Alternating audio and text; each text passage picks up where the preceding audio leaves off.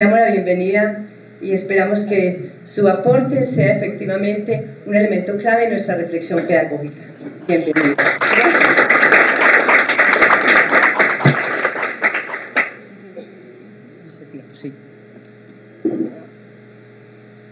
Bueno, de antemano, pues muchas gracias por la invitación. El padre Mandarío pues me ha encomendado mucho esta familia y nada, pues creo que principalmente es poder compartir lo que se ha ido construyendo y las preocupaciones que hay, preocupaciones y retos que hay frente a este mundo de lo que hemos llamado el mundo de la era digital, ¿sí? Prácticamente el rato que vamos a compartir es, por una parte, les presento como un abanico que yo he llamado el prisma de la ética en el mundo digital. Voy a mirar si me proyecta bien la presentación y ya con eso damos inicio.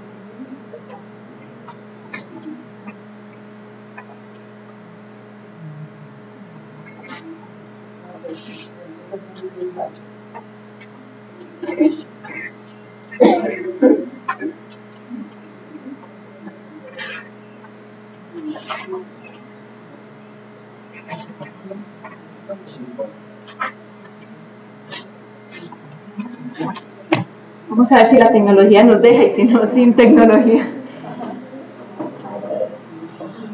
Como venía diciéndoles, pues he titulado la conferencia El prisma de la ética en el mundo digital. ¿Por qué un prisma? Porque cuando uno utiliza, eso lo hacía uno en el colegio, que tiene un prisma y mira qué pasa con la luz. ¿Qué pasa con la luz? Se descompone. ¿Y qué pasa? ¿Y qué vemos? Variedad.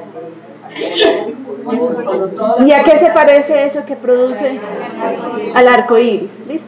Creo que esa es la intención, o sea, el prisma y ese ejercicio que uno hace en el colegio, viendo cómo se da el asunto de la dispersión de la luz, nos permite también mirar que el mundo de lo digital se parece a esa experiencia.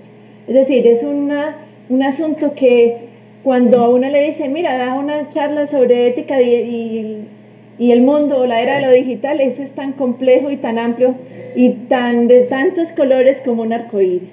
Entonces lo que he intentado y lo que quiero presentarles hoy es precisamente eso. No voy a ahondar mucho en cada uno de los temas, porque cada uno de los temas daría casi que para un libro específico, sino es ver ese arco iris, ver esos distintos colores, esos distintos matices que aparecen cuando a uno le invitan a hablar pues sobre la ética en el mundo digital. Parto de un documento que el Magisterio publicó en el año 2002, que se llama Ética en Internet. ¿Sí? Dice, los nuevos medios de comunicación son poderosos instrumentos para la educación y el enriquecimiento cultural, para la actividad comercial y la participación política, para el diálogo y la comprensión intercultural, y como subrayamos en el documento adjunto a este, también sirven a la causa de la religión. A pesar de ello, esta medalla tiene su reverso. Los medios de comunicación que pueden usarse para el bien de las personas y las comunidades también pueden usarse para explotarlas, manipularlas, dominarlas y corromperlas. Yo creo que ya el Vaticano y en general todo lo que ha sido el Consejo de las comunicaciones ha sido reiterativo en eso. O sea, la iglesia se tiene que meter en esas dinámicas. Tenemos que ahondar en esos nuevos ámbitos de encuentro, de formación, de construcción de comunidad, sin miedos, pero con respeto, ¿sí? Con conocimiento, con reflexión. O sea, no entrar como a la ligera y a lo que venga, sino entrar conscientes de qué implicaciones tiene, ahondar y participar y entrar pues como en estas dinámicas de lo tecnológico. Entonces, esa es la doble cara que quiero trabajar. Dentro de ese abanico, como nos estamos tardando en esto, pues no importa, seguiré. Dentro de ese abanico vamos a coger un primer color, por llamarlo de alguna manera. Y ese color es el de las relaciones sociales y humanas. Cuando hablamos de la era de lo digital, se nos van a modificar también esas relaciones. El hombre de por sí es un ser social, o sea, todos nacimos para vivir con otros, para estar con otros, para construir pues, en comunidad. No nacimos para estar solos. Y desde el mismo momento en que nacemos nos acoge una familia. Como sea que esté constitutiva la familia, todos fuimos recibidos por una familia, ¿sí? Y dentro de esa familia pues adquirimos costumbres, hábitos, formas de comportamiento, valores, formas de entender el mundo, todo esto. También nos encontramos con unas relaciones con los objetos. Entonces desde muy pequeñitos pues, no sé, conocimos o nos tocó tomar tetero, usar un sonajero, y así en el proceso pues, de crecimiento nos vamos involucrando también con objetos y establecemos relaciones con los objetos. ¿Qué es importante tener presente ahí?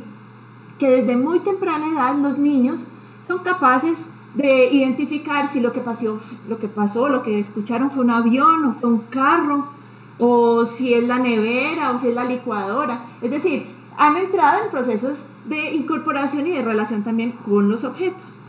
Lo traigo porque es muy normal escuchar entre nuestras tablas y en las expresiones decimos, es que eso es el mundo de las TIC.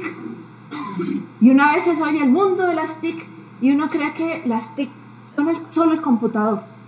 ¿Listo? Eso es lo primero que quiero que vamos aclarando. El mundo de las TIC no es el computador. Es el mundo en función o en relación con la tecnología. Y tecnología hemos tenido siempre, ¿sí?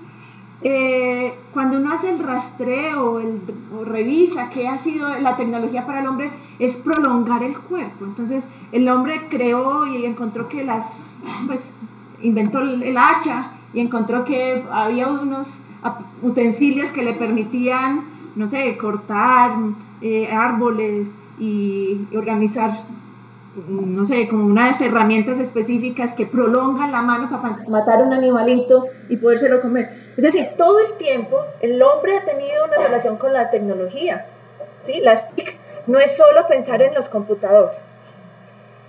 ¿A qué voy? Si esto nos ayuda y nos funciona, hay un video que se los traje en función de meternos en esta discusión, y es el hombre desde que arranca el mismo proceso, por ejemplo, de escritura. La escritura es una tecnología. ¿Por qué? Porque uno cuando es pequeño puede escribir copiando un modelo. Y uno dice, mira mamá, firmé. No, usted copió unos garabatos que sabe que detrás de eso está el nombre, ¿sí? Pero puede que en ese momentico no sepa ni leer ni escribir, pero está haciéndolos. ¿A qué voy? La primera de esas grandes tecnologías que modifica el pensamiento humano y el conocimiento es precisamente la escritura. O sea, para escribir yo tengo que saber, digamos, usar los objetos, o sea, usar el lápiz, ¿sí? Pero además de usar el lápiz tengo que saber los signos. Y no solo hacer los signos, sino saber qué significa lo que estoy haciendo. Y después de que soy capaz de escribir, pasar a la lectura. Eso que escribo tiene un sentido, una relación y una comprensión. Es decir, son unas etapas que uno tiene que recorrer. Lo mismo va a pasar con todas las demás tecnologías. O sea, después vamos a tener la aparición de los manuscritos en papiro, luego la posibilidad del códice, luego el libro, la imprenta, y si uno siguiera, tendría que seguir hasta hoy. Es decir, hoy tenemos tecnología, sí, Pero hay que hacer lo mismo que cuando tenemos que aprender a escribir. Yo puedo saber prender el computador, puedo saber meterme al correo electrónico para leer qué dice, pero puede ser que yo no sepa apropiarme de eso, ni que tenga un desarrollo que me permita ser reflexivo con eso. Es ahí donde tenemos como que ubicar nuestra tarea hoy. O sea, podemos, digamos, entrar al sistema de un equipo, sí, pues lo puedo, digamos, usar, lo puedo utilizar, pero otra cosa es que yo me apropie del conocimiento y de las prácticas que la web me permite. Con esto de las relaciones sociales y humanas aparece también otro elemento. Les dije que todos teníamos una familia y cuando nacimos en un contexto familiar en donde pueden convivir los papás, los abuelos, los tíos, los hermanos, y cada uno de ellos es de una generación distinta. Aquí en la pantalla les pongo el primer puntico, eso es lo que estamos trabajando, las relaciones sociales, y lo primero que vamos a trabajar es la convivencia intergeneracional. O sea, nosotros nacemos en un contexto en donde vamos a estar conviviendo los papás, los abuelos, los tíos, los primos, los hermanitos. ¿Cuál es el problema? O más bien, más que problema, el reto hoy. Pues que estamos conviviendo y somos distintos en nuestra forma de concepción de mundo y de relacionarnos también con las tecnologías. Muchos de ustedes tienen sobrinos o sobrinas y se van a dar cuenta que ustedes consiguen, no sé, están estrenando celular y son los que se los activan, se los bajan, les ponen los nombres, les ponen, o sea, intervienen como si fueran pues expertos en el asunto, mientras que uno apenas está bregando a ver con qué llama y con qué apaga el teléfono. Es decir, eso nos va mostrando que hay unas dinámicas de relación con lo tecnológico muy diferentes. Entonces, el primer asunto que nos vamos a encontrar tiene que ver con esos problemas generacionales.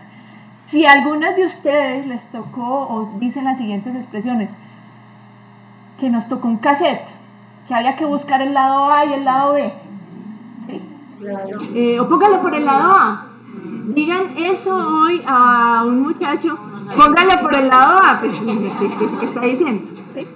O cuando uno muy amablemente le dicen, no vea, ponga las filminas, le prenda el computador para que veamos las filminas. Uno va diciendo, bueno, aquí hay unas generaciones conviviendo, ¿sí? Así podríamos seguir hablando pues como de algunas expresiones. Dentro de esas reflexiones que se hacen, encontramos, bueno, esto ya lo leí. Bueno, aquí hay un chistecito que también ahorita me devuelvo a hacérselos en función de las tecnologías. Entonces, estábamos hablando de las generaciones, pero me devuelvo un momentico para terminar el término de TIC. TIC, les dije, tecnología tiene que ver con todas las relaciones que nos permiten prolongar incluso el cuerpo para algún objeto específico y ha pasado desde la escritura y el hacha hasta lo que hoy tenemos, ¿sí? La comunicación significa tecnologías de información y comunicación. Entonces ahí hago la aclaración de unos términos, ¿sí? Yo puedo informar o puedo comunicar. Cuando yo estoy hablando de comunicación es porque hay común acción. O sea, necesito construir con otros. Tiene que haber comunidad, tiene que haber, yo te digo, tú me respondes, tiene que establecerse un diálogo. Por otra parte, yo puedo informar. Y la información no necesariamente es comunicación, ¿sí? Cuando uno llama a pedir una cita con la EPS, le dice, usted ha llamado, si desea marque el 1, si desea marque el 2, si desea marque el 3, si quiere volver a escuchar el menú, vuelva a marcar. Me están informando, pero ahí no hay una comunicación. O sea, yo no estoy hablando con nadie en específico, sino con una grabación que me dice qué tengo que hacer, me informa. A veces llama uno también a las parroquias y le dice, si desea hablar con no sé quién, y dice, no, me están informando. Hasta que yo no hablo con alguien, no comunico en el sentido de establecer esas dos partes que entran en la acción. Entonces, eso es lo que me parece importante hacer. Construimos entonces comunidad, lazos sociales, estructuras sociales. Y tenemos distintos canales en donde capturamos también información. Y con lo que comunicamos, o sea, no solo capturamos información, sino también comunicamos con eso. O sea, percibimos con los olores, con los sonidos, con lo que vemos, con lo que degustamos, con lo que tocamos. O sea, los sentidos nos permiten apropiarnos de una información, pero a la vez es lo que nos permite comunicarnos. O sea, es más bueno cuando uno puede hablar con el otro y mirarle los gestos, las caras, los movimientos, porque con todo eso está expresando, y está expresando quizás más de lo que solo dice la palabra misma. Esta es la fantasía. Bueno, aquí frente al concepto de tecnología, pues aquí también traigo un chistecito de cómo en la medida que nos relacionamos con los objetos viene una modificación del cuerpo, ¿sí? De pronto ya vamos sacando más barriguita en acá. Más sedentarios, con unas condiciones físicas diferentes. Bueno. Pero es esa relación, o sea, lo tecnológico tiene que ver con el cuerpo y con la persona. Se modifica el cuerpo y se modifica también las formas de pensamiento. Seguimos. Qué pena. No, pásalo que ahorita nos devolvemos al video. Ahora sí. Sí, dale. Ahí va. Aquí va el primero de los puntos que quería trabajar, lo de las generaciones. Y permanentemente estamos interactuando, según los teóricos, más o menos 6 generaciones distintas. ¿Sí? Ya no hay que esperar un montón de tiempo, no, pasan 3 años o menos y ya el niño que viene es bien distinto al hermanito, ¿sí? Porque la tecnología y los procesos van muy ágiles. Entonces, dicen los autores, los expertos en tecnologías de la comunicación, que estamos más o menos 6 generaciones diferentes. Voy a voltear en este momento. Están los nacidos en la era de la televisión, ¿sí? Puede que aquí haya algunos que les tocó ver la televisión en blanco y negro, luego la de colores, luego la existencia del control remoto, eso era una cosa desgastadora, luego vienen otros ajustes que se le hizo a la televisión, ahora son televisiones planas, qué sé yo, o curvas. Las personas que nacieron en la televisión tienen una forma de relación que todavía es análoga. Por lo general son personas que trabajan en papel. Sí, muy rico, mira, mándame el correo, pero para imprimirlo. ¿Por qué? Pues porque lo necesito leer. No, pero lo puedes leer de la pantalla. No, eso es horrible. Da dolor de cabeza, es mejor en el papel. O sea, son generación de papel. Necesitan procesos que entren en contacto real como con el objeto. Luego viene otra generación que ellos han llamado la generación de los videojuegos, que fueron las generaciones que les tocó ver nacer el Atari, el telebolito, luego el Nintendo, ¿sí? Y unas de las formas pues, de entretenimiento entró a ser la posibilidad de los videojuegos. Viene otra generación que es la del PC, el computador personal. ¿Sí? Cuando entró el computador a las casas, a las familias, eso no era normal antes. ¿Sí? Después fueron entrando equipos de computación a las casas, eso fue una ruptura también de unas dinámicas. Luego hay otra generación, la que ya les tocó fue esto, o sea, se mueven es con portátiles, no conciben un equipo gigante, pesado, aparatoso, mientras más delgado y liviano mejor. Luego aparecen otra de las generaciones que es la que han llamado las de los micropantallas, que son los jóvenes, pues las personas que nacieron en un momento en donde ya estaban los celulares con pantalla, ¿sí? Ya entran también como unos dispositivos mucho más pequeños, las tablets, y vienen unas dinámicas pues muy distintas. Y se les ha llamado también la generación del pulgar. También puede pasar que ustedes quieren mandar un mensaje de texto y tienen que parar de caminar para poder escribir y decir, ya voy. ¿Sí? Las nuevas generaciones, mientras esperan el ascensor o en el mismo ascensor, están conversando, están escuchando música y están chateando. Y esto va a altas velocidades. O sea, cuando uno ve las generaciones, mientras buscan dónde quedó es la letra que necesita. ¿Sí? Pero las nuevas generaciones van caminando, van chateando, van hablando y tienen esto muy desarrollado. ¿Sí? Son generaciones del pulgar oponible. O sea, saben jugar con esto, escriben con esto, chatean con esto. Entonces se les ha llamado así, las generaciones del pulgar. Y la última de las generaciones es la que se ha llamado los nacidos en la era táctil. Que todo es con el dedito. O sea, arrastramos la información, arrastramos la pantalla, arrastramos lo que tenemos en mano. Voy a mirar si nos corren 2 videos que quiero compartirles y que afianzan esto que les vengo diciendo. Los videos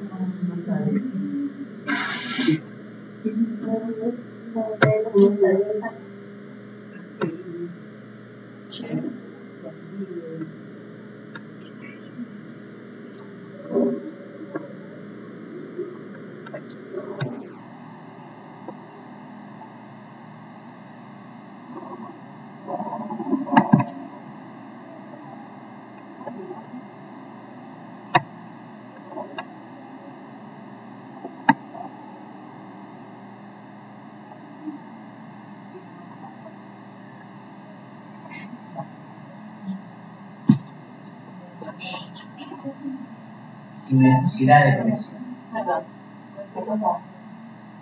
Este es un video que parece simpático y pues como muy, es un medio irónico, pero que viene a las nuevas generaciones.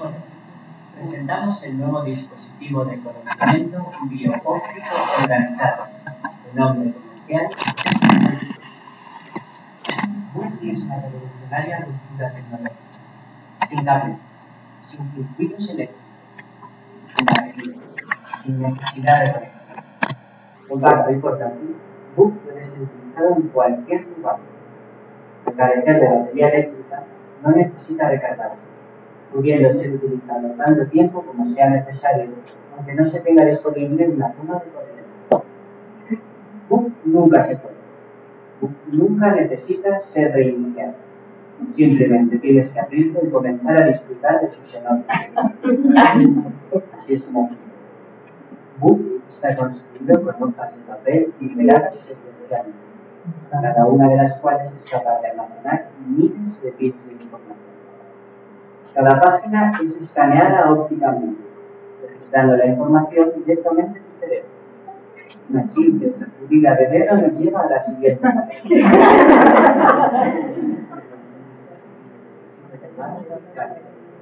que las mantiene en su orden correcto. Gracias a la tecnología de papel opaco, los fabricantes pueden usar ambas caras, duplicando la información y reduciendo costes. La mayoría de los bugs incluyen una función de índice que señala la localización exacta de cualquier información seleccionada para su movimiento.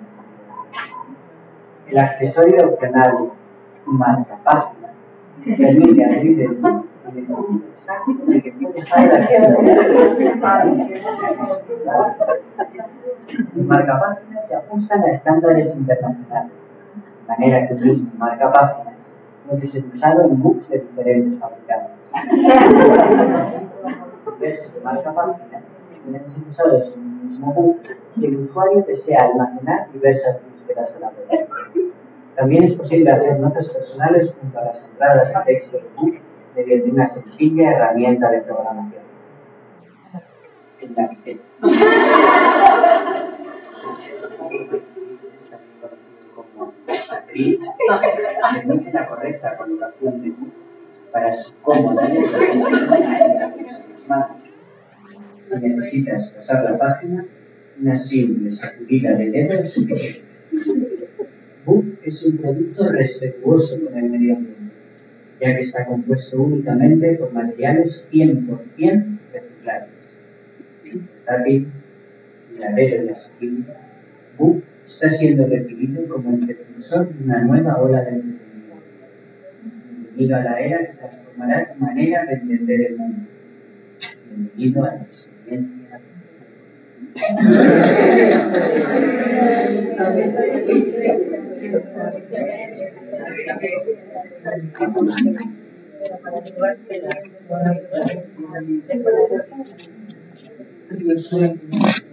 Vamos a ver por qué esa diferencia, o sea, por qué hay que vender un libro. Estas son las nuevas generaciones, son las que están naciendo. Sí, sí, ya vamos a ver todo. Miren lo que va a hacer con la revista. No me pasa. No le pasa. La revista no le cambia. Mire que Ya es ignorado. No le gustó. No le gustó.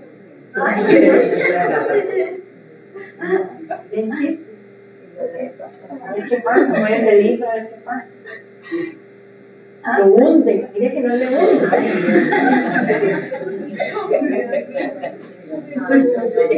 Lo prueba ver en la pierna de 6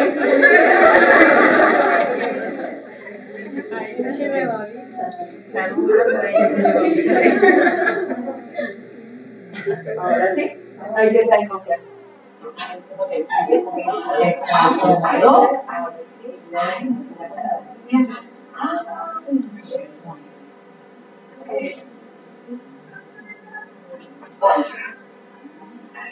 Ese es el asunto. Y nos parece como irónico que tengamos que decir a los niños lo importante que es un libro. Resulta que es que las nuevas generaciones tienen otras competencias y están en otros ambientes. Vayan en alguna oportunidad a ver cómo están en una sala de espera en un aeropuerto y los papás entregan ese el celular para que el niño se entretenga. ¿Sí? ¿Está aburrida? Pues tenga. O la tablet. Es decir, eso es el día a día de estas nuevas generaciones. ¿Cuál es entonces el reto? Con eso, para ir avanzando, me da pena, me demoro mucho, pero ¿cuál es el problema? Somos varias generaciones juntas y nos tenemos que ayudar, cooperar e intercambiar talentos y conocimientos. Si estos niños que nacen con la tecnología y con el dedito ya experto para esto, necesitamos que tengan otras dinámicas, no las podemos sustituir, ¿sí? En términos pedagógicos, las nuevas tecnologías están, claro, pero es deber del docente enseñar también lo análogo, es decir, a leer en libros, a buscar en biblioteca. Yo soy profesora de Cristología Básica y todos ya descargaron la Biblia. Les digo, no, y la otra vez les dije, no, la trae la Biblia. Pero Catherine, ¿pero para qué? Y le dije, pues para buscar ahí. Ay, no, es que eso es súper difícil. ¿Qué es lo súper difícil? Que busque el capítulo, ¿y a dónde busca uno aquí? Si uno en el buscador ya le sale, es verdad.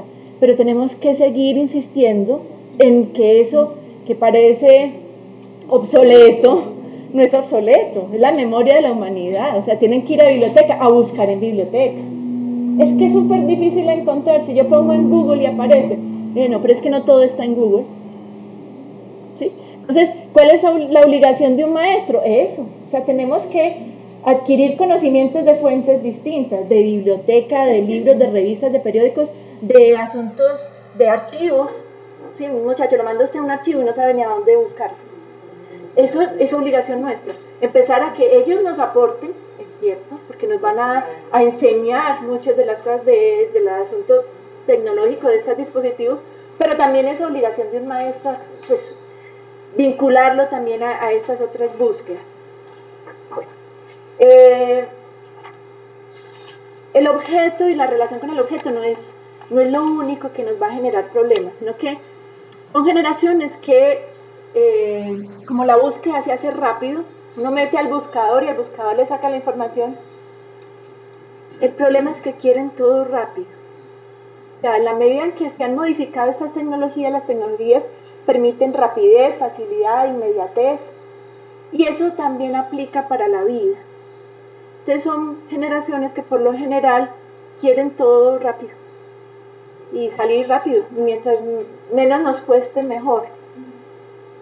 No son tan pacientes, ¿sí? A uno le tocaba leer, resumir, tomar notas, sacar papelitos para acordarse de qué fue lo que leyó, pero ahora no, ahora copian, pegan, pero ni se lo han leído. ¿Sí? ¿Qué quiero decir con esto? Que esos dispositivos también nos modifican comportamientos. Entonces son generaciones que se exasperan rápido cuando no son los procesos que se conocen, cuando no están familiarizados. Para cuestiones pues como de paciencia hay que trabajarles. Y para cuestiones también de lo que hemos llamado pues como compromiso. ¿Sí? Hay un autor que ha trabajado mucho la reflexión sobre las sociedades actuales, que es Zygmunt Bauman, me imagino que algunos la habrán escuchado, y habla pues de la modernidad líquida y la modernidad sólida. ¿Sí?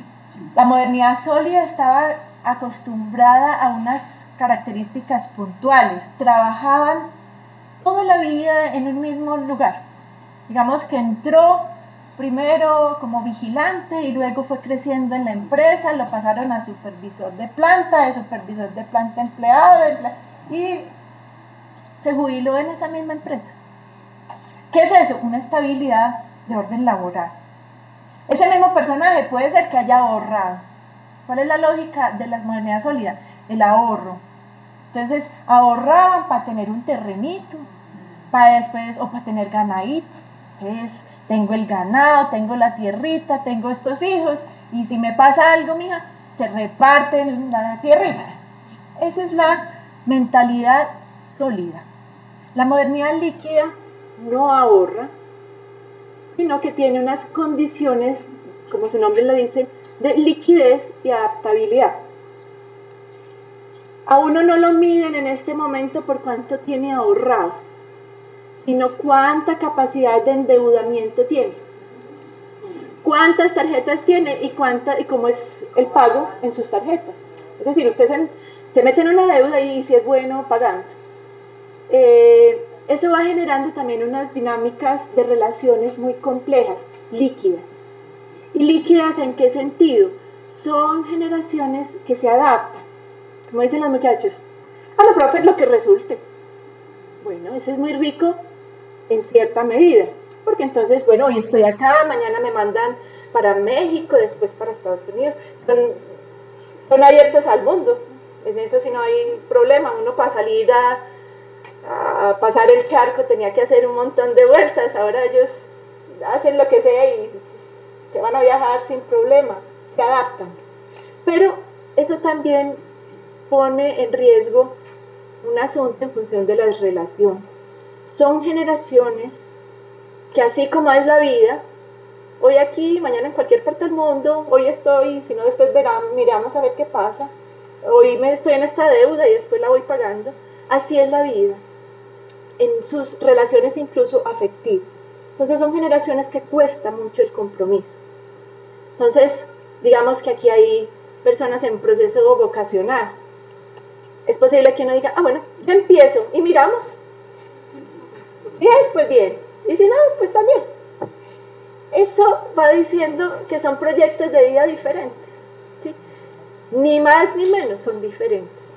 Eso ocurre con los matrimonios también. Pues mira, nos juntamos, convivimos, miramos si resulta. Si vamos bien, entonces pues nos casamos o vemos qué hacemos. Es eso, o sea, es una relación que para Bauman dice que el amor se hace líquido, porque hoy está y después no, y si lo tengo bien y si no también. Eso da unas dinámicas complejas, y lo traigo también porque en los procesos institucionales se va a ver. Hoy estoy y después dijo, pero ¿cómo se fueron todas estas muchachas? Pues se fueron. Sí. Es decir, no hay unos proyectos igualitos a los de hace unos años, que eran generaciones para toda la vida. O sea, si le apuntaban a un trabajo, la idea era que duraran en el trabajo. Y se apuntaban al matrimonio hasta que la muerte los separe. ¿Sí? O sea, eran proyectos sólidos también en ese sentido. Estas generaciones que se involucran con esta rapidez e inmediatez de las tecnologías, para Bauman son generaciones que afectivamente también se mueven en la liquidez. La liquidez es esto que les estoy planteando. Bueno, aquí hay otros elementos que, déjalo ahí un minutico, que tienen que cuestionarnos. Entonces vamos ya como concluyendo de a punticos. El asunto generacional. ¿Cuáles son los retos? Que compartimos aproximadamente 6 generaciones, el mismo mundo, el mismo espacio y las mismas familias. ¿Listo? ¿Cuál es nuestra tarea? Convivir. Mis talentos con sus talentos, nos tenemos que ayudar. Usted enséñeme, yo le enseño, pero todas esas generaciones tenemos que bregar a estar juntos y a crecer juntos. ¿Sí? Segundo punto, este que les estoy planteando. Hay otra de las grandes discusiones en el ámbito de la era de lo digital que tiene que ver con esas 3 palabras: lo íntimo, lo público y lo privado. ¿Qué es lo íntimo? ¿Qué es lo privado? ¿Y qué es lo público? Hay un autor que plantea que esto se parece como cuando uno tiene que mete una fotografía a un programa y uno dice, bueno, le quiero dar más opacidad. Entonces como que se oscurece y se oscurece y se oscurece hasta que ya no se ve la imagen. O le quiero dar más brillo y lo puedo evidenciar abiertamente. Así ocurre con la información íntima, privada y pública. Lo íntimo es lo mío, lo que no he entregado a otros. Es la esfera de lo personal, ¿sí? No lo he comunicado, es mío, ¿sí? Luego yo puedo comunicarlo a unos poquitos y puede que eso que estoy comunicando pase a la esfera de lo privado. O sea, lo conocen unos pocos. O si ya lo monto abiertamente y cualquiera puede acceder a ello, pues entonces es público. Hasta ahí la información que les estoy dando yo creo que no tiene problema. El problema es cuando estamos hablando de las redes sociales o de programas que implican un dispositivo en internet o en el computador. Si yo entro a las redes sociales, antes de ingresar me dan una información larguísima de condiciones. Y digo, bueno, sí, para poder entrar. Y en el, bueno, sí, acabo de decir que lo que yo estoy metiendo entra a Facebook. Facebook no es solo mi cuenta. Es como si estuviéramos hablando de como una especie de hotel, ¿sí? O de un lugar, y en ese lugar me están prestando el espacio, pero yo cada vez que le monto algo le estoy entregando a esos otros. ¿Cuál es el riesgo? Que es de otros. O sea, cuando usted dijo, sí, yo le digo a estas redes sociales, sí, mira, todo lo que te voy a montar es tuyo. ¿Cuál es el problema? Que si yo monto imágenes íntimas, hay riesgos. Que mira que me tomé una fotico en bikini en el paseo, pues sí, métala, póngala, pero sepa y entienda que lo está montando una esfera que es de riesgos. ¿Por qué es de riesgos? Porque eso, usted para usarlo tiene una mediación que se llama Facebook. ¿Listo? Otro de los puntos que es necesario que tengamos presente: lo que ingresamos a internet no se borra. No se borra, aunque yo lo borre. No, pero yo ya lo quité de ahí. Lo quitó, pero la huella queda. Tan queda que a usted le pueden hacer, digámoslo así, un rastreo, y es lo que hacen muchas de las áreas de publicidad y mercadeo, en donde averiguan usted qué hace cuando navega en internet. O sea, hay posibilidades de reconstruir la ruta de qué sitios visito, dónde me quedo, qué información descargo, qué me gusta, y después me mandan, por ejemplo, la publicidad acorde con esos caminos. ¿Qué les estoy diciendo? Pues que detrás de eso hay una aparente privacidad, aparente, de lo cual también hablan los teóricos. Si yo tengo en mi red unos contactos, y esos son mis amigos, digamos que yo solo lo monté a 5 o 10 personas, las teorías del mercadeo dicen que por una persona hay 10 voz a voz. ¿Qué quiero decir? Yo se lo dije pacitico a 5 personas, se lo digo a 50. ¿Sí? A 5 es secreto, pero es que esos 5, cada persona tiene otros 10 en contacto. Por eso eso se convierte en una alternativa de mercadeo, en lo que se llaman los virales. O sea, yo le cuento a usted le cuenta a otros 10 y eso se vuelve un virus en el sentido de que se reparte por toda la red sin problema. Entonces, el asunto de la privacidad es muy relativo. ¿Por qué? Por lo que les estoy planteando. Hay un dispositivo mediando. El asunto mismo de ponerlo entre unos cuantos ya se hizo público. Y obviamente, pues el acceso que otros tienen para esa información es posible. Lo mismo ocurre con la nube o con el mismo uso del Skype. ¿Sí? O sea, son dispositivos en los que yo puedo mandar información, puedo guardarla, la accedo, la bajo, sí, pero usted no está libre de que otros la cojan.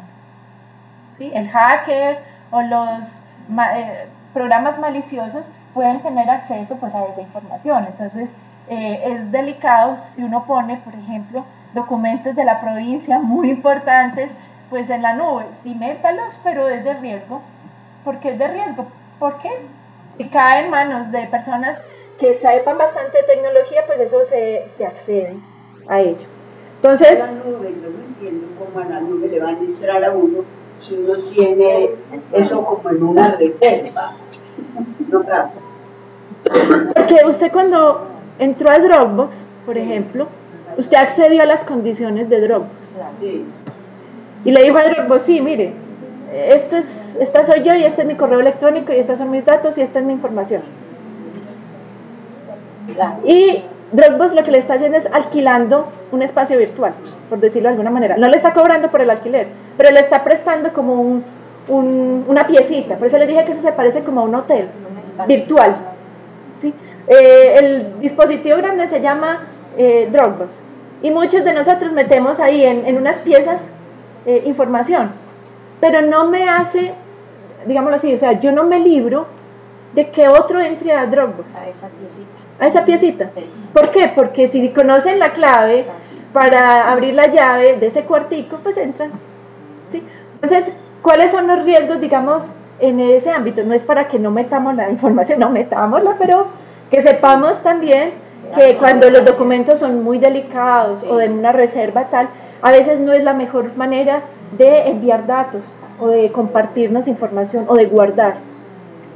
Sí, dígame, hermana. ¿Y WhatsApp qué privacidad tiene? Es de la misma alternativa. Mire, cuando usted entra a cualquiera de estos dispositivos, a usted le preguntan, le dicen, deme su correo electrónico, ¿sí? Deme, si usted tiene Gmail o no sé qué, pues el Gmail. Deme el teléfono. Y resulta que en la red, con todo eso, ya saben todo de usted. Todo. Y le dan la bienvenida, gracias, le dan la bienvenida personalizada. Bienvenida, fulanito de tal.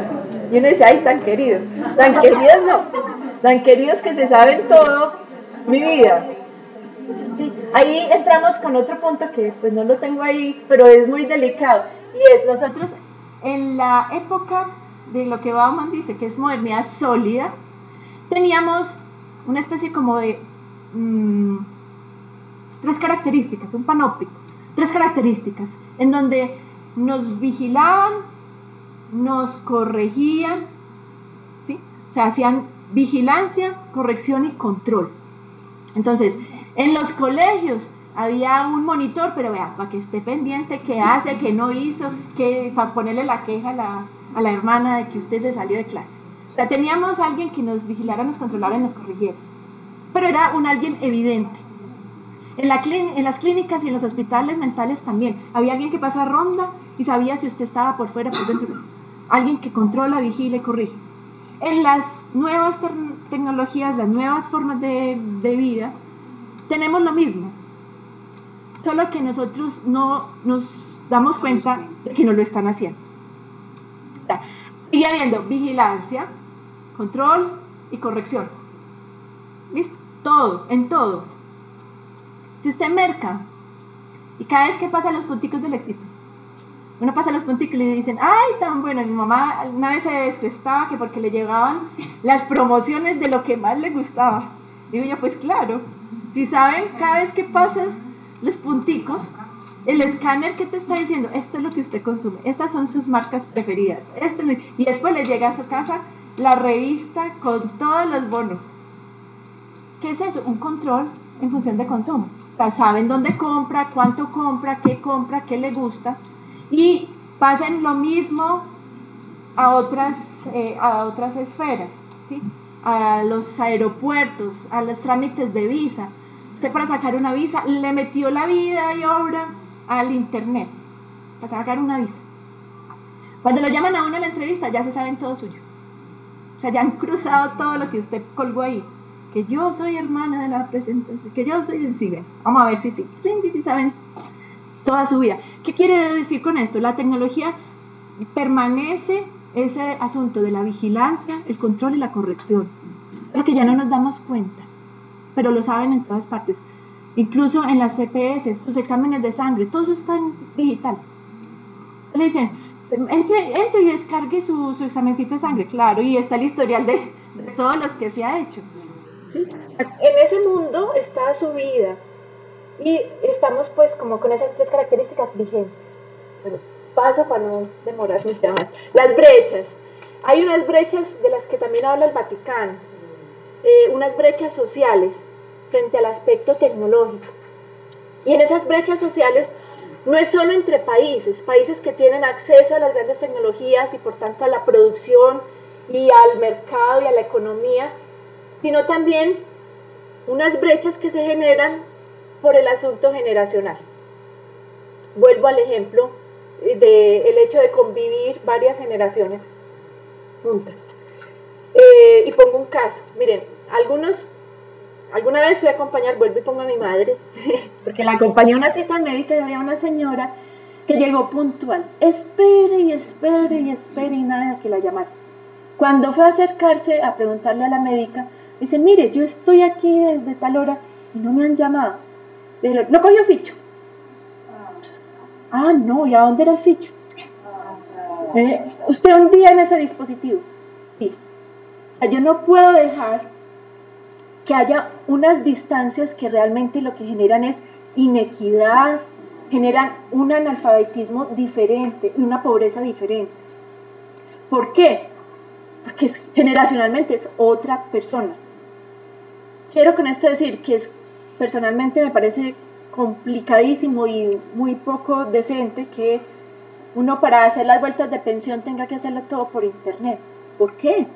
Vaya a la caja, haga la fila, entréguenle un papel, firmen papel, porque ahí hay una generación que es análoga.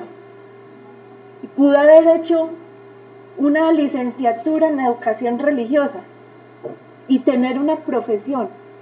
Y para esos campos hay un analfabetismo tecnológico. O sea, si yo no tengo una persona de otra generación que me haga las vueltas, quedo varado. ¿Sí? Lo digo en el caso, por ejemplo, de mi mamá. Hija, métase a internet, hija, que un correo electrónico, hija, sí.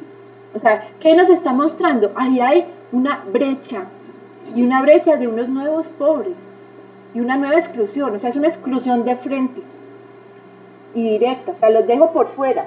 Estos salen de taquito. ¿Qué es lo que eso es para ayudar a la ecología del país? Pues sí y no, o sea, puede que usted esté ahorrando 3 pesos por no imprimirle el papelito, pero el papelito le facilita el proceso a otras personas, ¿sí? A estas generaciones que no están tan familiarizadas. Entonces traigo el asunto de las brechas en ese sentido. Por una parte hay unas brechas tecnológicas entre países, ¿sí? Países con muchos poderes, países con una tecnología muy potente, otros que nos llega lo que va quedando pues del paquete, pero también al interior está ese tipo de diferencias. Ya, vamos a porque no se me estresa. El teletrabajo es otro de los puntos que preocupa. Las nuevas tecnologías, que no son tan nuevas ya, es una expresión pues ya muy viejita, pero las tecnologías nos permiten otras dinámicas de trabajo. O sea, yo puedo trabajar desde la casa, tener mi negocio, hacer las transacciones, poder responder todo desde un portátil, un dispositivo. Eso trae unos inconvenientes a la hora de hacer la reflexión de las relaciones. Voy a mencionar algunos nada más. Cuando uno trabajaba físicamente, o sea, ustedes van, dictan clases, están allá y se regresan, uno tiene destinados unos espacios y unos tiempos, ¿sí? Un tiempo para la casa y un tiempo para el trabajo y un espacio para el trabajo. Es que esta es la escuela o esta es la clase y esta es la... O sea, está dividido los tiempos de lo que es el trabajo, la vida personal y el entretenimiento. Cuando los dispositivos entran a ser parte del trabajo, no se sacan, o sea, esas líneas se diluyen, esos límites se diluyen. Entonces, un mismo papá está trabajando un domingo en su casa, sí, se supone que está con los suyos, sí, pero no está ahí. Está conectado en función de responderle al cliente, de bajar los datos, de reenviar la información que le devolvieron, de hacer la transacción que queda faltando. Es decir, no hay tiempo ni de reposo, ni tiempo de familia, ni tiempo personal. Uno a veces ve que se va uno a pasear a una finca y lo primero que preguntan es, ¿y hay wifi? Y uno dice, pues hombre, vinimos a una finca. O sea, la preocupación no puede ser si hay wifi. Vino a descansar, vino a soltar un momentico el trabajo. Entonces vienen unas dinámicas que agreden, digámoslo así, la vida personal, porque aumentan niveles de estrés, no hay posibilidad de un reposo, no hay un descanso real, no hay tiempo para otros en el sentido real del tiempo y del espacio. Y a eso se le junta una última característica que es en cuestión de los pagos, las prestaciones y todo lo que tiene que ver pues, como con los asuntos legales. Eso puede convertirse en una forma de trabajo muy informal que termina agrediendo digamos, lo justo para un trabajador, ¿sí? Porque pues no le tienen que pagar nada, a veces tiene que cubrir todo por parte de quien está prestando los servicios y se difumina también esos procesos de contratación, de seguridad social, de prestaciones, de vacaciones, etc. O sea, esas dinámicas que son flexibles también traen dificultades para quien está trabajando. Por último, dentro de esto social, me dicen hasta qué horas voy, hermana. Lo último, pues, que me parece fundamental trabajar es el asunto de la identidad y los roles. ¿Listo? Hay otro punto que tiene que ver con nuestras formas de relación. Tomando el término de persona, la persona, en cuanto a raíz etimológica, la palabra persona, tiene que ver con máscara. O sea, el significado se remonta al hecho, a la máscara y al teatro. Nosotros cuando entramos a las redes sociales vamos a tener identidades, ¿sí? Con eso no quiero decir que perdamos la identidad, pero sí tenemos identidades distintas porque tenemos roles distintos. Voy a poner un ejemplo. Ustedes pueden estar en Facebook y estar conectados con su familia, ¿sí? Ahí son familia y son el nombre de pila bautismal. Listo. Pero también puede ser que tengan otra cuentecita en Facebook en donde tengan el grupo de exalumnas. Entonces usted está ahí, pero como exalumna. O está ahí como religiosa que tuvo a esas exalumnas a cargo. Pero también ustedes son, estudiaron no sé qué y quieren entrar en la esfera académica. Entonces entran a otra red social, a LinkedIn, por ejemplo, o a otra que es para profesionales y se presentan como profesional. ¿A qué voy? En cada una estamos construyendo una identidad y estamos desempeñando un rol. Yo creo que ahí no hay problema, ¿sí? Díganme un correo electrónico. ¿Tú tienes correo electrónico? ¿Cómo es tu correo electrónico? Bien, Valentina. Hay alternativas para uno llamarse. Una es mantener nuestra identidad, ¿sí? Jugando con el nombre, con las iniciales, con la institución, ¿sí? Que puedo llamarme, no sé, Olga.Gómez, o sea, soy yo. Pero hay otras ocasiones en donde uno les pregunta a algunos estudiantes y le dice, no, mire, profe, ¿cuál es mi correo? ¿Cómo se llama? El zorro. @yahoo. Y me dice, bueno, el zorro. ¿Qué está diciendo cuando dice el zorro? ¿Sí? ¿Por qué no se llama como se llama? ¿Por qué uso un alias o uso un nombre para no saber quién hay detrás? O sea, detrás de lo que presentamos en esos perfiles, también nos vamos a enfrentar a algunos aspectos. Uno, yo me puedo mostrar como soy. Otra cosa es, yo puedo mostrarme como quiero que me vean. ¿Sí? Yo quiero que me vean así, o que me identifiquen así. Yo puedo ocultar información, porque tampoco quiero que todo el mundo me vea. Y así sucesivamente, o sea, aparece un juego que desde psicología se ha trabajado mucho y que es un trabajo muy enriquecedor, que tiene que ver con la identidad, o sea, yo qué muestro, cómo me muestro, cómo quiero que me vean, cómo quiero que me perciban, qué entrego o qué oculto a otros.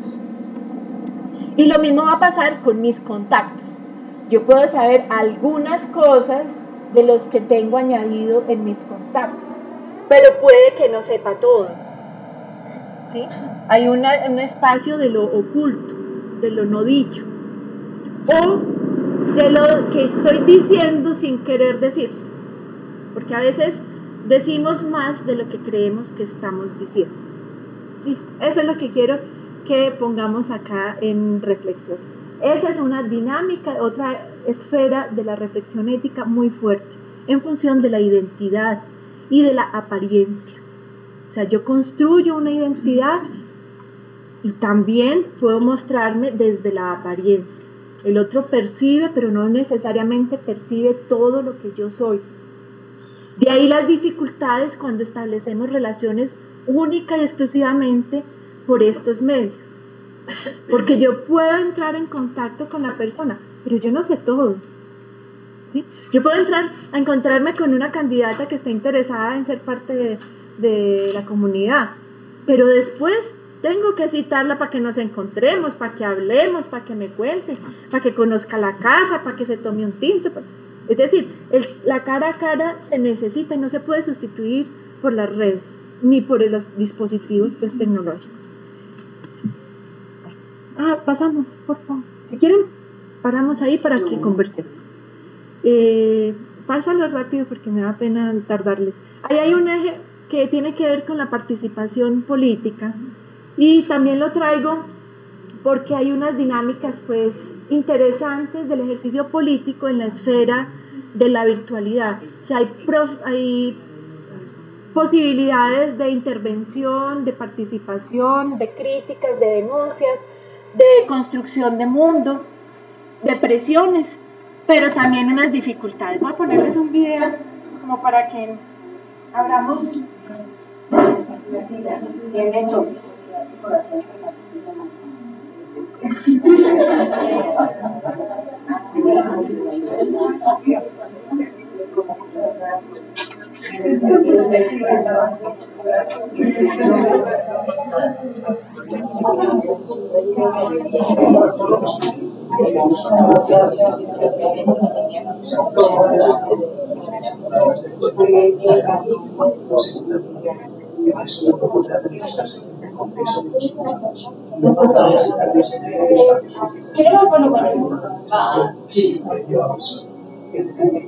Una persona real.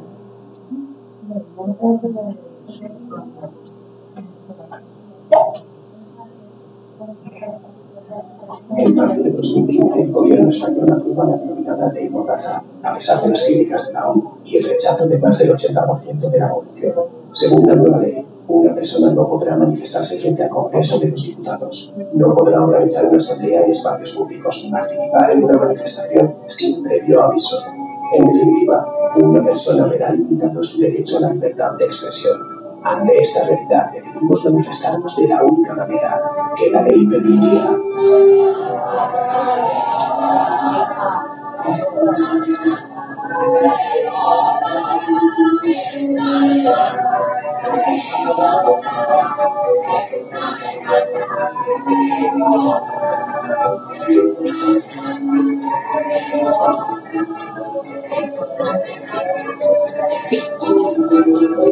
Now, to a different kind of demonstration in Spain. Thousands of people marched to protest a new law that they say endanger civil liberty, but none of them were actually there. Not your typical political rally, a unique way to express their dissent. At the world's first holographic protest, activists in Madrid held a demonstration via hologram. Hologram tüntető. Hologram tüntetést. Manifestation virtuelle à Madrid. Hologram production party. La primera de hologramas del mundo. Via a website that allowed anyone, anywhere, to take their image and convert themselves into an apparition. Subiendo sus imágenes, subiendo sus gritos, subiendo sus pancartas, recreando a miles de personas reales. And it opens up some doors and capabilities that I never thought were possible. The underlying argument is that holograms have more rights than humans. That's kind of another part of the protest, which I have to say it's quite impactful. You can't arrest a hologram, right? La protesta tuvo una audiencia global de más de 800 millones de personas. La conversación en redes sociales alcanzó los 400 millones de impresiones, abriendo un debate mundial sobre el derecho a la libertad de expresión. 330.000 personas firmaron la petición online para derogar la ley, y la manifestación de hologramas pasó de la puerta del Congreso a su interior. La movilización, señor ministro, continuará, y la protesta continuará.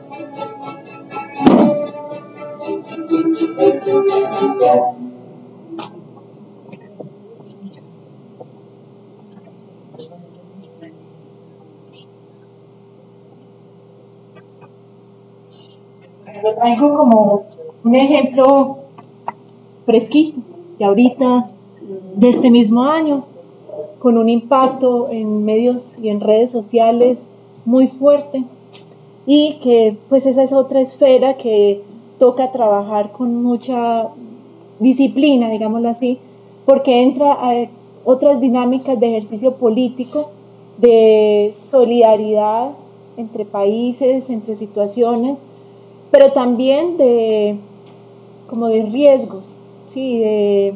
Que se requiere mucha responsabilidad en función de esas informaciones y comunicaciones que hacemos de este tipo. O sea, sí se han generado manifestaciones fuertes, intercambios fuertes y una conciencia frente a fenómenos internacionales que hacen que los mundos, o sea, que el mundo se haga realmente una sola aldea global, como lo decía Marshall McLuhan. O sea, somos realmente uno solito, pero que en la esfera de lo político hay mucho trabajo también que cuestionar dentro de esos procesos. Lo pasa y lo dejo insinuado, desafortunadamente insinuado, porque para ustedes sería como lo más importante, pero la dimensión educadora dentro del ejercicio de estas nuevas tecnologías. Creo que es importante saber que no podemos descartarlas, que son fuente importante dentro de lo educativo, y ahí hay un elemento pues que es importante.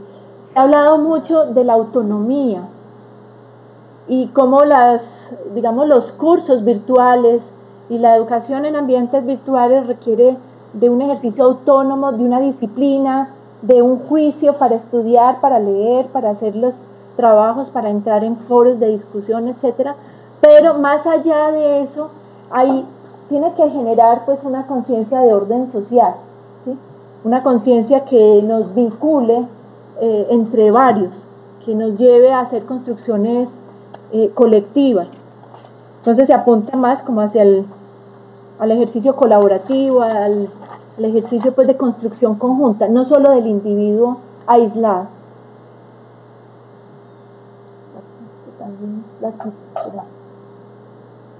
No, pásamelo. Y aquí entro como en este asunto. Miren, mi hermana y yo dictamos una charla también para los salesianos en el 2013 y el énfasis principal que nos habían pedido era directamente lo educativo. ¿Qué nos exige? ¿Qué cambios nos pide? Y de alguna manera, pues, aquí hay algunos de los puntos que parecen fundamentales. No podemos abordar el aula virtual igualita al aula física. Tenemos que hacer las mismas preguntas pedagógicas. ¿Quién es el centro? O sea, el estudiante, el contenido, el tiempo, el educador. O sea, esas preguntas pedagógicas se tienen que hacer, pero para llevarlas al aula virtual. O sea, no es la misma dinámica de la educación, digamos, cara a cara. Hay que mirar el aprendizaje desde el entorno, desde el contexto, como lo plantea Vygotsky, ¿sí? Lo sociocultural ahí metido. Se requiere saber que hay 3 tipos de mediación: social, tecnológico y pedagógico. O sea, yo tengo que saber, mi gente, para entrar en este proceso de educación virtual, qué contextos tiene, con qué se ha familiarizado en cuanto a la tecnología, los dispositivos, y también pues frente a los saberes previos que tenga. Ampliar estrategias en donde permita pues una participación activa de los miembros. O sea, se hace mucho más provechoso cuando hay foros de discusión, cuando hay encuentros, cuando hay unas relaciones conjuntas y no solo el trabajo individual, porque se hace pesado y se pierde riqueza dentro de esto de la educación en ambientes virtuales. Igual les dejo la presentación para que la tengan, pues, para que sepan como que ese trabajo. Bueno, pues devuélvale un minutico. Acá pues está lo que me parece que nos puede servir. Ventajas de las tecnologías: une comunidades y otras experiencias, ¿sí? Afianza y alimenta los lazos.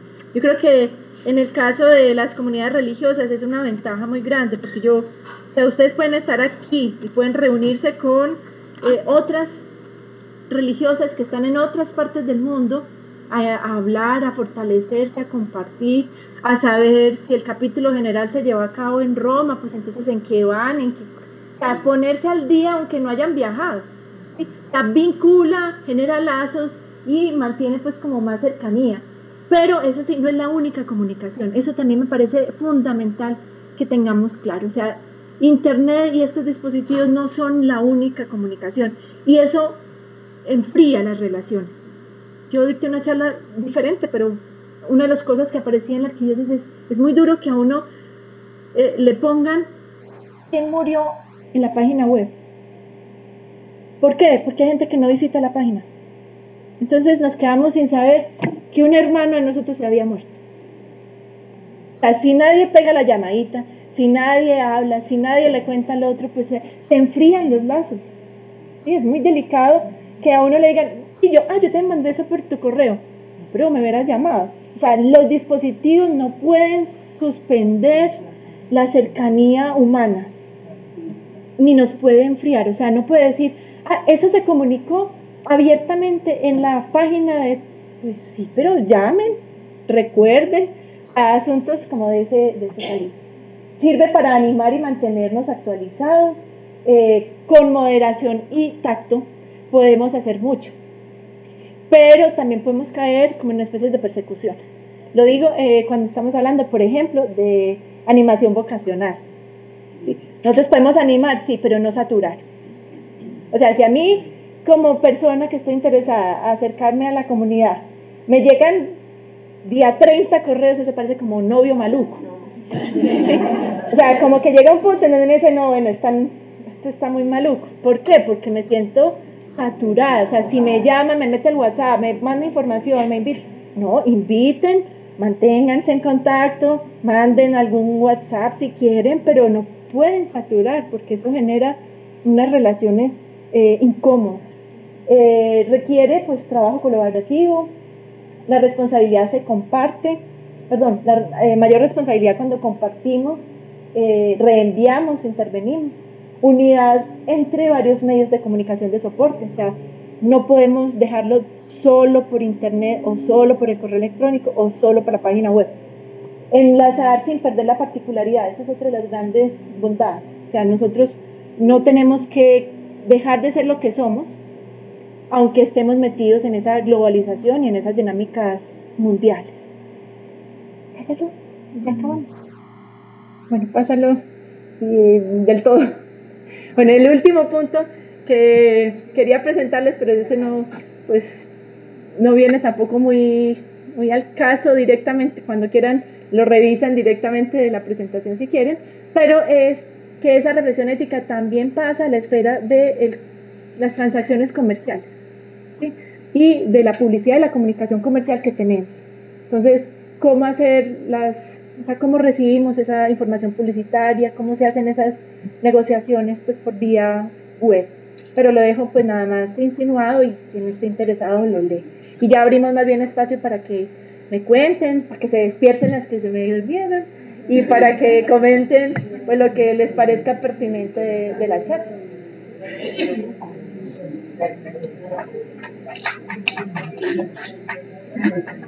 Doctora, ahorita cuando usted hablaba sobre la privacidad, porque más privacidad en los medios de comunicación, en las redes sociales y todo eso, por lo menos en el caso de Facebook, cuando uno pues envía mensajes a una persona pero no lo publica como tal, o sea, eso no puede tener acceso a otra persona, cualquiera puede entrar y revisar eso.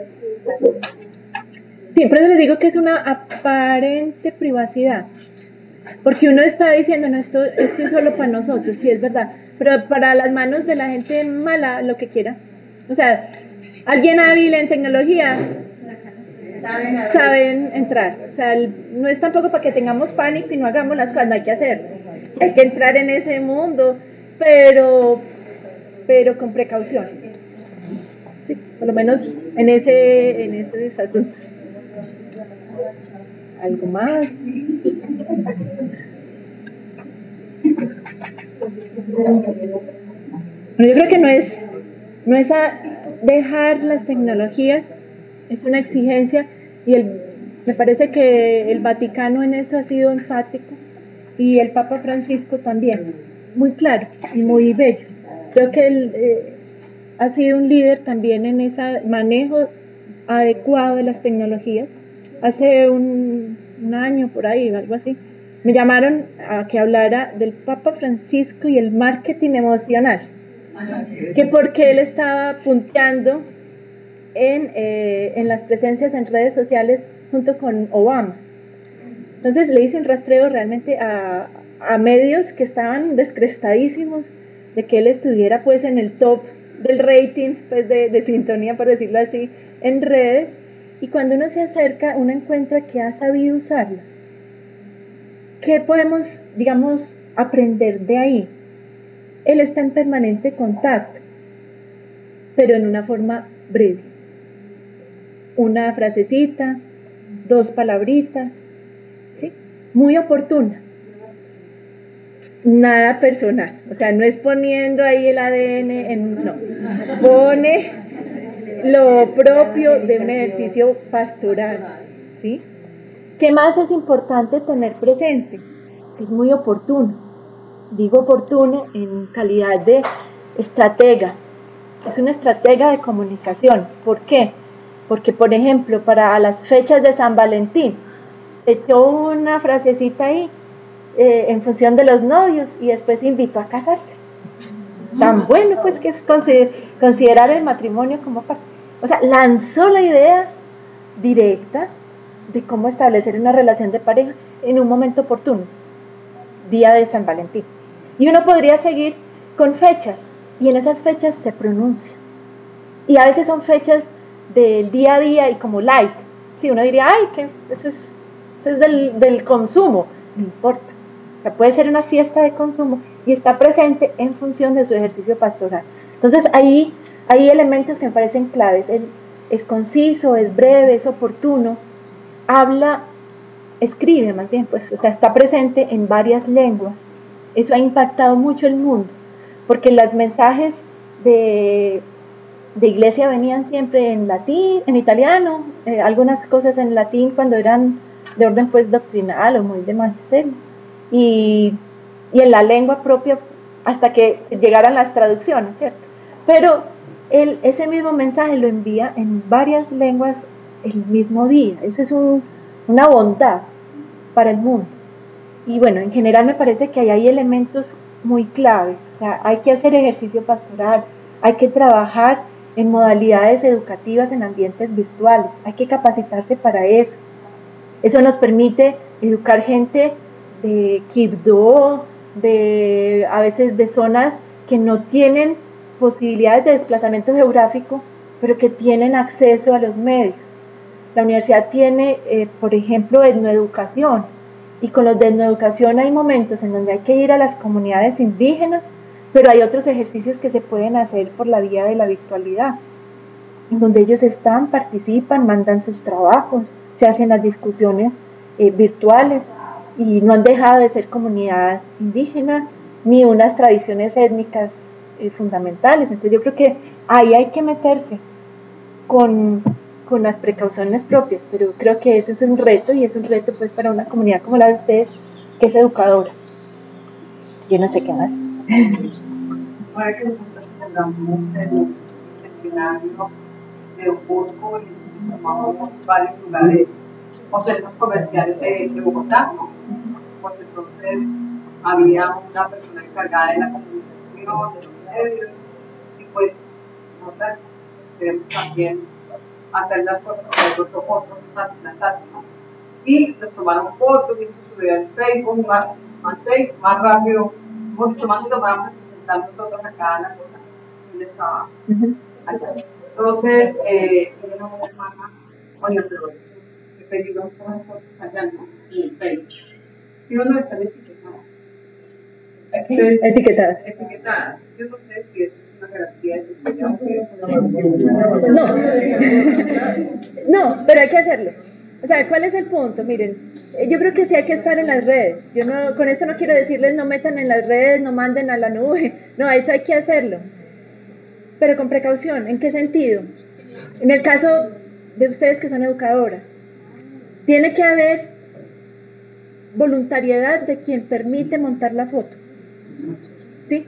O sea, si en la foto ustedes se fueron para misión con unas muchachitas del colegio, qué sé yo, y se tomaron las fotos para allá, para acá, para allá, bueno, eso es muy chévere, y toman fotos cada 5 minutos y las van a montar.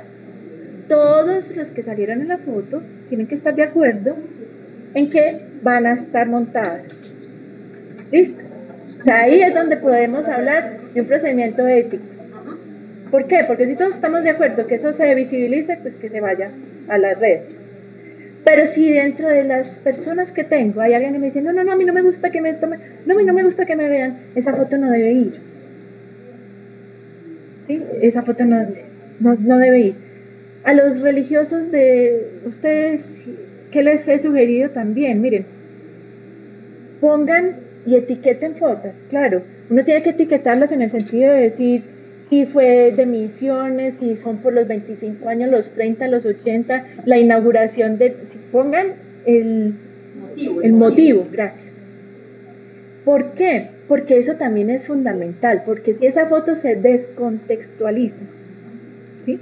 Si alguien la descarga, le hace unos globitos y a la hermana no sé qué le pone un comentario y a la otra otro y después lo manda y lo manda por redes, y con ese descontextualizar la foto, modificó, usted tiene un soporte para decir, mire, esto estaba etiquetado por esta celebración. Entonces, poner el motivo de la foto, la circunstancia, la fecha, eso es importante. Y es importante sobre todo en ese sentido. Si la foto la descontextualizan, yo tengo manera de soportar que yo no estaba en esas. ¿Sí? Porque lo digo con experiencia, hubo una persona que conozco que bajó unas fotos, la montó en un dispositivo que permitía jugar con unas plataformas de revista, pues simulando una revista. Entonces era como si yo estuviera en Jet Set.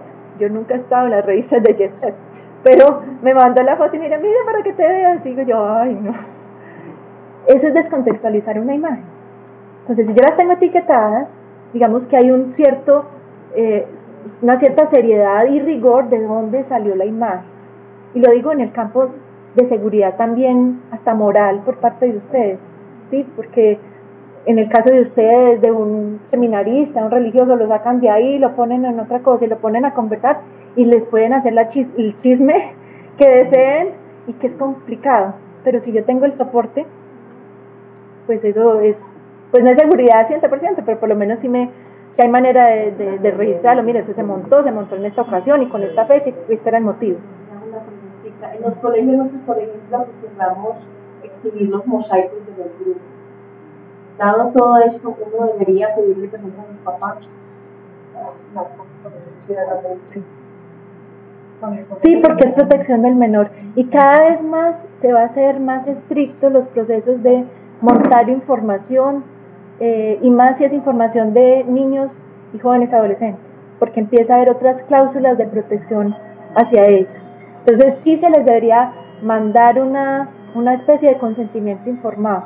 O sea, se manda y se le cuenta a los papás, a los padres de familia, que vamos a publicar las fotos de los niños en esto y esto, y que ellos den la firma. Es una forma de generar como una seguridad de esa información. Porque uno no sabe también, ya voy con la manito que vi por allí, uno no sabe si la familia, por ejemplo, está en riesgos de seguridad ante el Estado, etcétera. Ven al niño, la rastrean, o la niña la rastrean y rastrean a la familia. O sea, cada vez empieza a haber más seguridades también en ese sentido. O sea, no es complicado una cartica y donde se dé la autorización. Sí.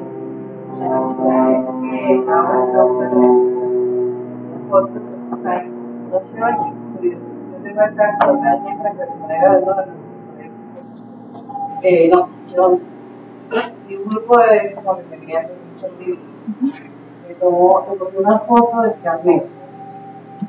Y no se imaginan que en Facebook la hicieron o lo hicieron, todo hicieron con él.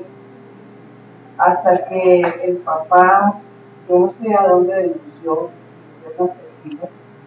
pero no lograron saber quién había hecho eso. Entonces uno dice el peligro en este problema porque las ponen todo quiera. Sí, es que ese es el complique. O sea, con todas las bondades que trae la tecnología, también trae todos los riesgos. Y ese es uno de los grandes riesgos. Descontextualizar la foto y ponerla en otros ámbitos. Es de riesgo. Pero no hay manera, o sea, una manera así muy directa de controlarlo, no. Pero hay algunos elementos para uno tener precaución.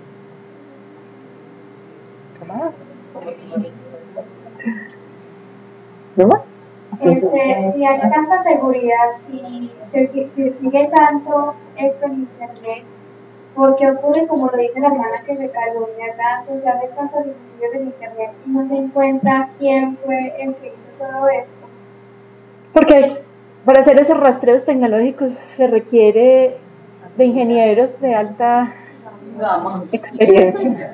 O sea, el problema es que eso se vuelve, por ejemplo, un viral, que lo hizo una persona, lo repartió a todos los compañeros del salón, esos compañeros del salón lo repartieron a otros tantos.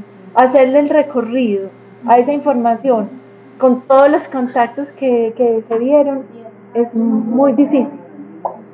Es muy difícil. O sea, la dificultad es tecnológica y es de expertos, pues los debe haber, pero es muy delicado. Bueno, yo creo que ya, de todas maneras, muchas gracias, espero que les sirva.